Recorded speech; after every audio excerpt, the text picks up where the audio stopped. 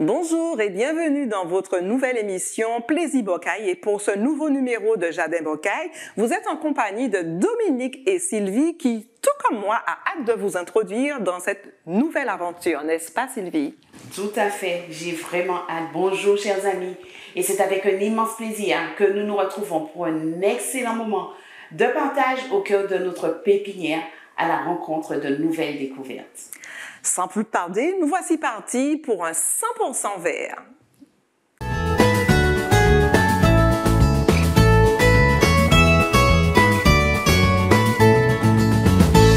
Bonjour, amis de Plaisir Bocaille.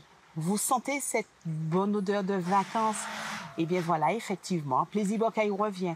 Et c'est avec un immense plaisir que nous nous retrouvons pour de nouvelles aventures, de nouvelles activités qui vont nous emmener à travers la Martinique.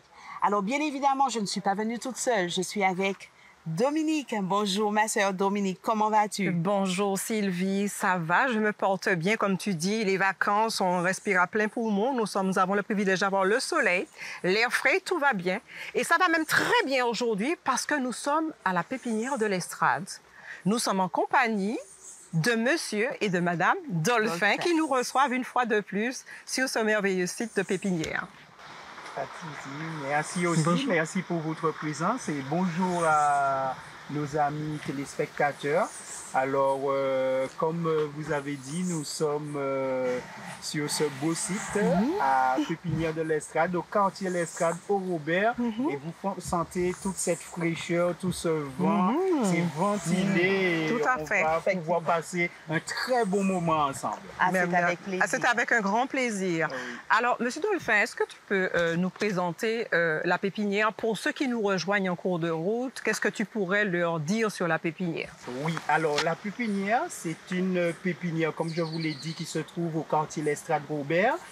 Et c'est une pépinière qui propose toutes sortes de plantes. Alors, vous avez différentes plantes, différentes variétés, différentes couleurs, différentes formes. Vous avez aussi des plantes fleuries, des plantes aromatiques, des plantes condimentaires, des plantes médicinales, des arbres fruitiers, un petit peu de tout. Tout ce qui touche au végétal, eh bien, nous le produisons. Tout ce qui est légal, bien sûr. Et je suppose que tout ce beau monde a le plaisir de pouvoir venir visiter la pépinière. Vous avez des jours de réception, vous avez le site reçoit, comment ça se passe exactement? Oui, alors nous recevons du lundi au vendredi de 7h à 14h. À 14h, alors c'est ouvert au public. C'est ouvert au public, alors si vous voulez visiter, acheter, connaître, avoir des conseils, eh bien n'hésitez pas. Vous avez une équipe formée qui peut vous recevoir. Ah, comme nous sommes gâtés, tu te rends compte? Nous sommes gâtés. Nous avons tout ça à portée de main sur le Robert, alors n'hésitez pas. Alors, Madame Dolphin, je suppose qu'on t'a beaucoup manqué depuis le jour que tu ne nous as pas vus. Eh bien, oui, et je suis contente de vous accueillir ce matin. Eh bien, comme je disais tout à l'heure, nous sommes maintenant chez nous ici.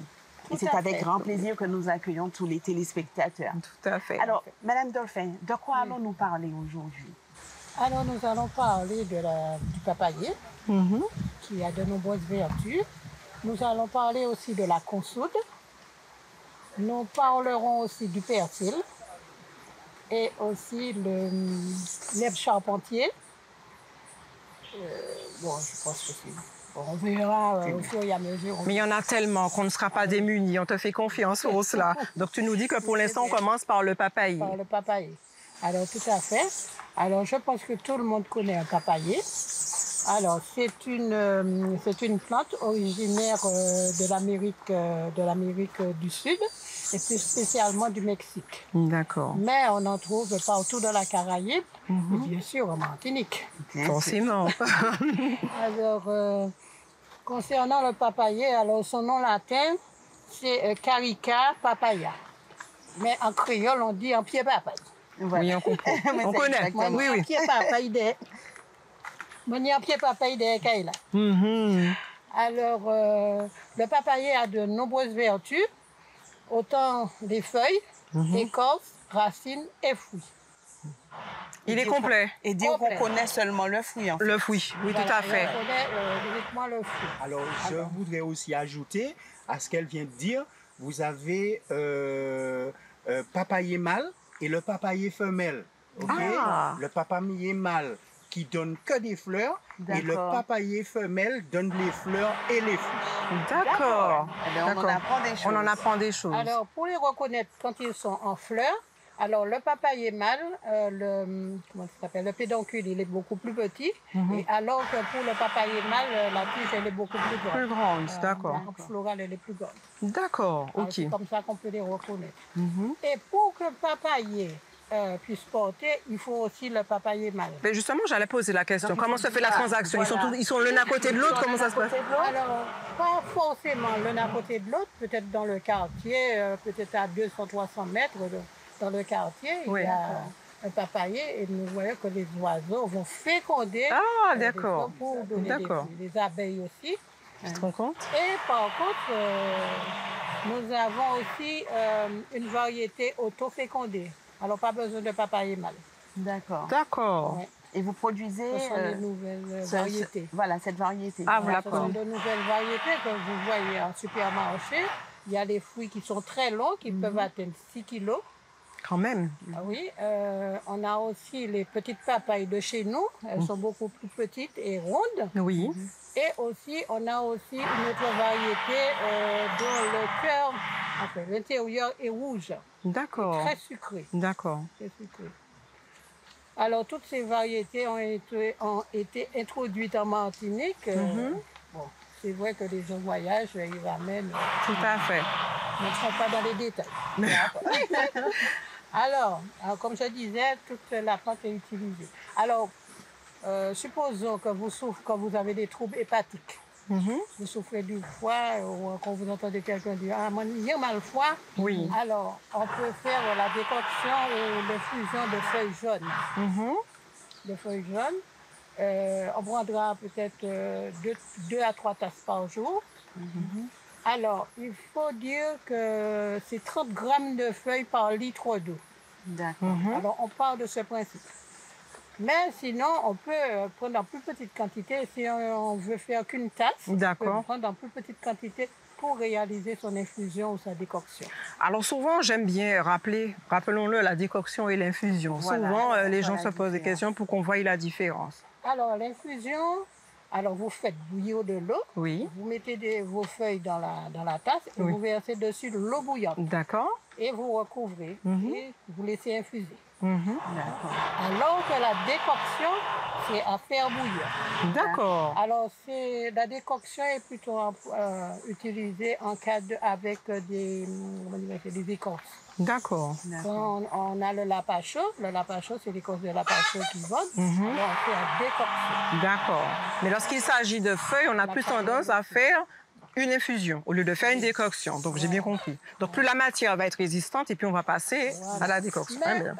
ça se peut qu'on fasse tisane, enfin, nos grands-parents disaient magasin en tisane. Oui, oui, oui. Alors, mais eux, ils ne faisaient pas d'infusion, ils faisaient surtout la décoction. Faisait bouillir. C'est vrai que j'ai toujours Ils faisaient connu. bouillir toutes les feuilles dans une casserole. D'accord. Mais est-ce que ça garde les mêmes propriétés, que ce soit en infusion ou en décoction? Alors, on s'est rendu compte qu'avec l'infusion, la plante, enfin, le thé, ça garde toutes les propriétés de la plante. D'accord? D'accord. Et alors que la décoction, le fait de faire bouillir, alors il y a certains trucs qui s'évaporent. Tout à fait, tout à fait. D'accord. Alors, quelles sont les autres vertus du papayer et, Alors- comment les utiliser? Est-ce que c'est la feuille? Est-ce que c'est le fruit? Alors, pour le problème hépatique, on peut manger aussi la papaye crue. Alors, on épluche la papaye. Bon, on fait premièrement des petites incisions dessus pour enlever le latex. Ensuite, on épluche. Et la partie verte, on va la laver et on va la consommer crue, râpée. Râpée. Ou encore, on fera bouillir. D'accord. C'est un peu comme la Christophile. D'accord. On peut l'utiliser comme la Christophile. Alors, qu'est-ce qu'on peut dire encore de la papaye? Alors, en cas d'abcès ou de sirope, alors on fait bouillir la papaye verte, râpée, D'accord. et on pose en cataplane sur les furoncles ou les abcès. D'accord. Alors, quelqu'un qui a des vers, alors je parle d'ascaris, d'oxyure et tout ça, alors vous pouvez manger la papaye mûre avec les graines. Avec les graines. avec les graines. D'accord. Alors, vous mangez les deux. Ou encore pour les enfants, alors on va faire, on mettra une cuillerée à café de graines moulues qu'on va diluer dans un peu de lait. Et on donnera à l'enfant ce lait pendant 2 ou 3 jours. D'accord. Alors, c'est pour évacuer les vers. D'accord. D'accord? OK. Alors, pour l'hypertension, c'est vrai que c'est une maladie à la mode, l'hypertension. Tout à fait, oui. Alors, on fait la décoction de racines. D'accord. La décoction de racines. Et on peut aussi consommer la papaye mûre. Régulièrement, chaque matin, manger de la papaye mûre. D'accord, pour l'hypertension artérielle. L'hypertension artérielle. Mais c'est pas un fruit de saison. La papaye, il y en a tout le temps. Tout le temps. Il faut dire comment on a de la papaye tout le temps. Hein. D'accord. Et c'est très vendu en ce moment et c'est très demandé. Oui, C'est c'est bon bon. aussi en jus. C'est consommé en jus. Ah oui. C'est consommé en smoothie. Consommé aussi en confiture. La confiture de papaye. je n'avais pas entendu. Et la Martinique, ils en font. Oui, je disais le jus, le smoothie, etc. Ça veut dire que c'est très utilisé pour les desserts aussi. Par exemple, une salade de fruits, vous mettez de la papaye, eh c'est c'est excellent. Excellent. Alors, c'est un bon fruit. Et quand on constate que tout sur le fruit, sur l'arbre, sur le papayer en général, peut être consommé. On a vu les feuilles en décoction, on a vu les racines et maintenant les fruits, les graines. Même les tout graines, est bon ça, sur la par contre, papaye. je suis vraiment surprise. Tout à fait. Les graines, je n'avais pas entendu. Ouais. Je vais continuer en parlant justement, vous venez de parler de la graine de papaye. Oui. Alors, vous prenez une papaye mûre, Oui. vous la coupez en deux et vous enlevez les graines, vous lavez bien pour enlever tout ce qui est en plus, pour enlever la chair. D'accord. Et après avoir lavé les graines, vous les faites sécher. Et après les avoir fait sécher, vous les mettez au four. Ah oui, donc on les fera À griller. 120 degrés pendant 1 heure. Alors ça va déshydrater les graines. Et après cela, vous allez moudre les graines. Et puis vous avez votre poivre de graines de papaye. Oh, ça par contre, c'est une belle recette à retenir en tout cas. Ah, mais c'est très original, on n'a pas eu l'idée de Parce que faire. moi, chaque fois que j'ai eu des papayes, j'ai toujours jeté. Tout à fait, jeter ou mettre de côté pour éventuellement faire des plans. Alors c'est vrai que chacun ses goûts. Moi, je la consomme la papaye plus ou moins en gratin. J'aime beaucoup le gratin. Mais en fait, le jus de papaye, par contre, je n'avais pas encore eu l'occasion d'y goûter. D'accord. D'accord. Il faut savoir que la papaye contient du potassium, du fer. Et le fruit contient aussi la carotène. De la carotène. Ah oui, on dit que tout ce qui est jaune, en principe, c'est de la carotène. C'est comme pour la carotte. Voilà. Bien, d'accord. Alors maintenant que vous savez, les filles, que vous savez que les graines de papaye, vous pouvez les utiliser comme poivre dans votre vinaigrette, sur vos salades et tout ça. Oui. Vous n'avez pas jeté les graines. Non, ça c'est clair, on a une bonne recette. Et je suppose que c'est tout aussi goûteux. Il faut qu'on essaye, Sylvie, qu'est-ce que t'en penses? Mais bien sûr, déjà, je suis adepte de ne rien jeter. Alors là, c'est une bonne... C'est une bonne chose, en tout cas. C'est une bonne chose, en tout cas. Bien. Alors, que l'on dise que nous sommes en pleine nature, évidemment, on a le bruit de... Ah oui, on a le chant du coq. On a le chant du coq, on a les travaux qui sont tout autour. Allez, en fait, on a tout ce qu'il faut qui s'associe avec nous. Mais c'est une nouvelle aventure. C'est une nouvelle aventure. Je ne pense pas qu'ils nous en tiendront rigueur. Ah, mais je ne pense pas. Parce qu'on a tellement à apprendre avec Mme Dolphin. C'est toujours un plaisir, n'est-ce pas? Je me demande toujours, Mme Dolphin, mais comment vous faites tout ça? Comment vous connaissez tout ça? Alors, c'est vrai que j'ai reçu vraiment ça de mes parents et de mes grands-parents. Enfin, de ma grand-mère, parce que c'est pas du côté de mon père, je n'ai pas connu mes grands-parents. Mais du côté de ma mère, ma grand-mère, ma mère et mon père, et aussi ma belle-mère. D'accord. Par contre, vous transmettez tout ça à Ronnie, il ne faut pas que ça se perde. Oui, et je pense qu'à lui-même qui va transmettre aussi. Tu sais, Ronnie, je pense qu'il faudrait que tu prennes maintenant de quoi noter. De quoi noter. Et puis qu'on n'oublie rien, en fait. Ce sont les richesses. Peut-être sortir un best-seller qui dit. C'est vrai. Ce sont les richesses du pays qu'il faut garder à tout prix, n'est-ce pas? C'est vrai. Et c'est vrai que, comme elle dit, elle a su récupérer et transmettre. Elle essaie de transmettre comme elle peut déjà à nous, à la famille et aussi à tous ceux qui le veulent, les clients et tous ceux qui lui posent des questions. Elle a su le transmettre et c'est ça qu'on a tendance à perdre. Cette transmission. Ce contact avec les grands-parents, ce contact avec les parents. Peut-être que l'on trouve tout cela, bon, c'est un petit peu ringard, etc. Mais au fil du temps, on constate que ces données-là sont très importantes.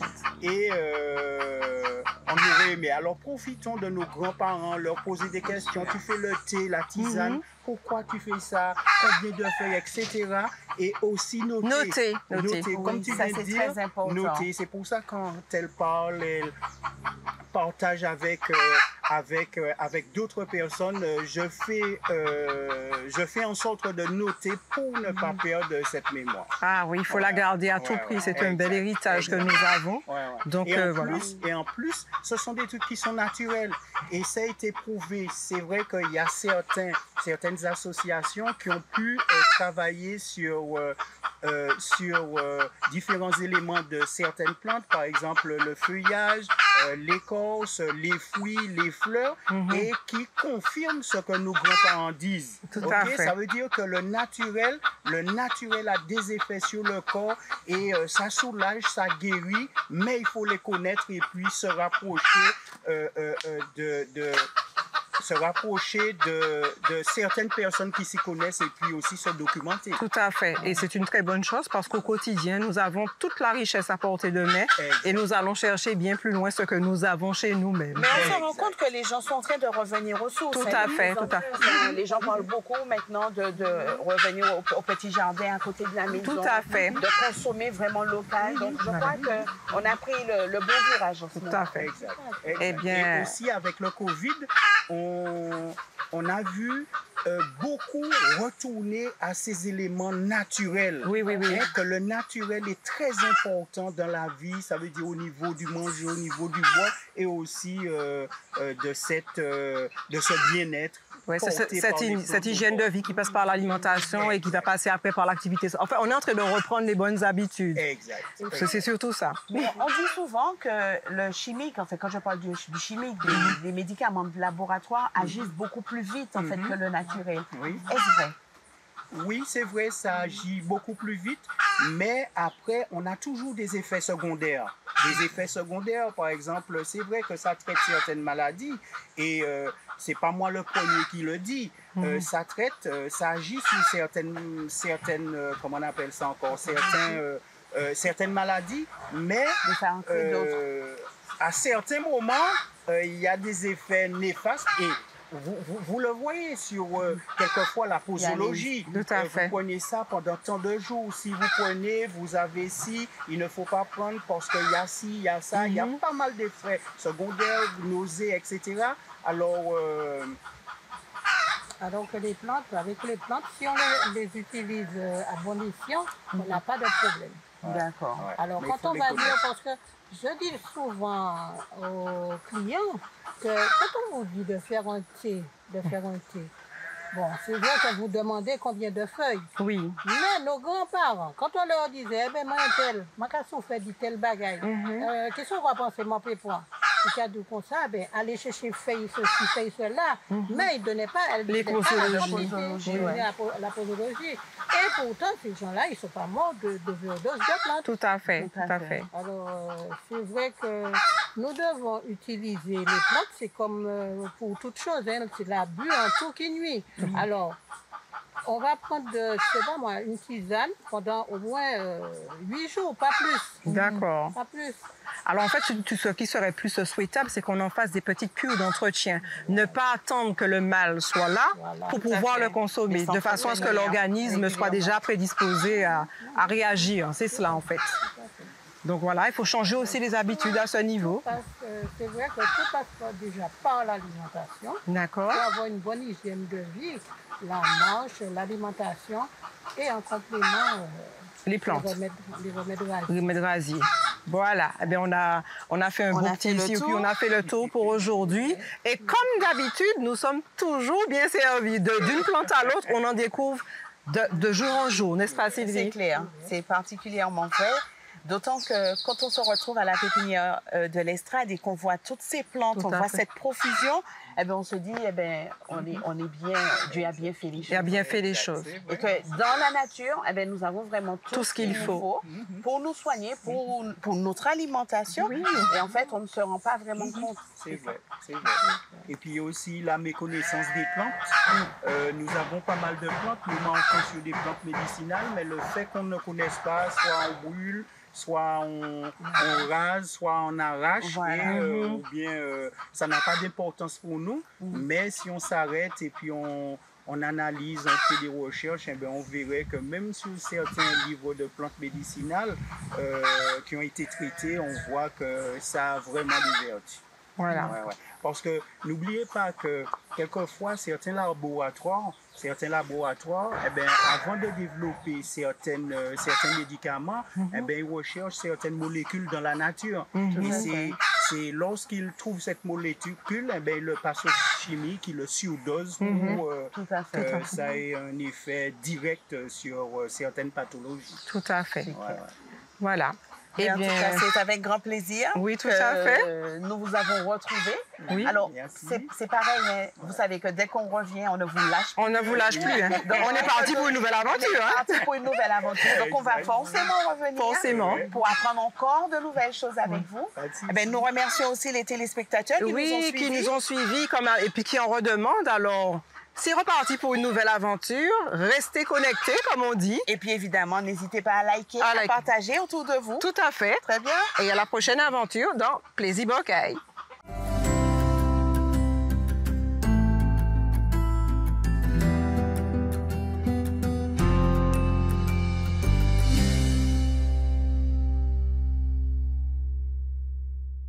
Nombreux sont ceux qui, chaque jour, passent par des moments douloureux, des moments difficiles et même très difficiles.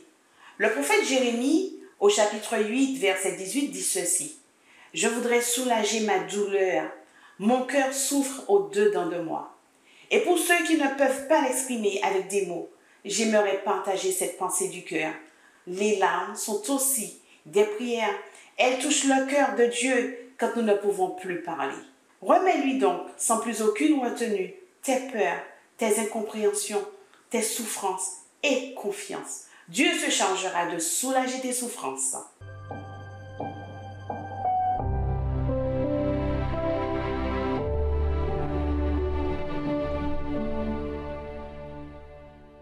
Eh bien, toutes les bonnes choses ont une fin.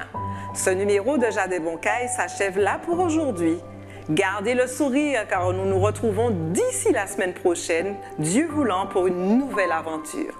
D'ici là, prenez bien soin de vous. Et notre mot d'ordre reste le même. Cette émission vous a plu, likez et partagez-la sans modération. À très bientôt.